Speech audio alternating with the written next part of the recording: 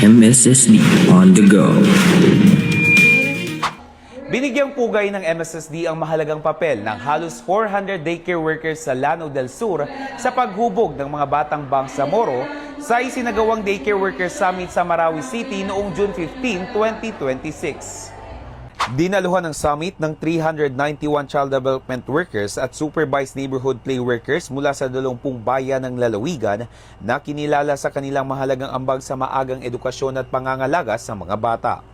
Today, we gather under the inspiring theme, mga child development workers, haligi ng maagang edukasyon, gabay sa matatag na kinabukasan ng kabataan.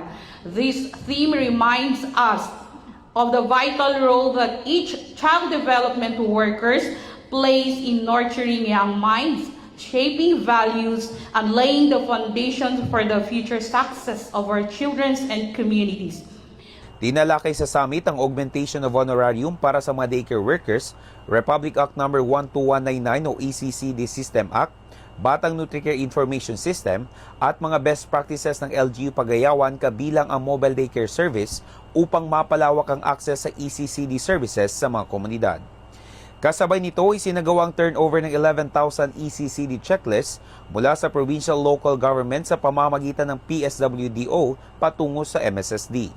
Personal itong tinanggap ni Provincial Social Welfare Officer Jaslyn Masbud bilang suporta sa mas epektibong monitoring at implementasyon ng ECCD programs sa lalawigan.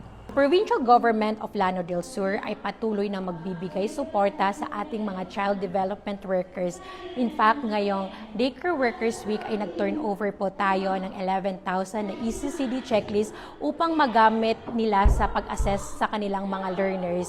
Nakiisa rin ang Community and Family Services International o CFSI upang talakay ng gender-based violence and child protection referral pathway.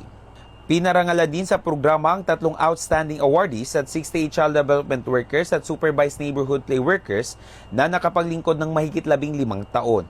Tampok din ang inspirasyonal na kwento ng isang dating daycare workers mula sa Madamba na ngayon na isang ganap ng abogado. Gusto pong magpasalamat sa MSSD kasi sila po yung naging gabay ko paano turuan ng mga bata at sila po yung tumupad sa aking pangarap upang makapagturo at imulat ang mga bata sa tahanan ng edukasyon.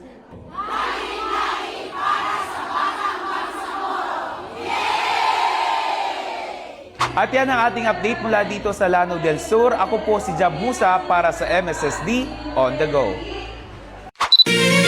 MSSD on the go.